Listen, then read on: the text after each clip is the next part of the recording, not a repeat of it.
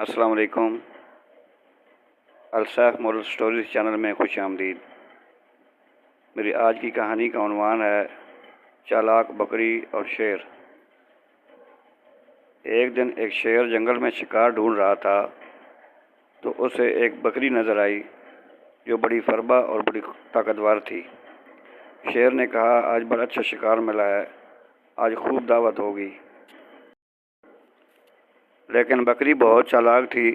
جیسے ہی شیر قریب آیا، بکری نے زور زور سے ہنسنا شروع کر دیا۔ شیر حیران ہو کر بولا، عجیب بات ہے، میں تمہیں کھانا ہوں اور تم ہنس رہی ہو۔ بکری نے کہا، او شیر بھائی، تم نے غلط وقت پر حملہ کیا ہے۔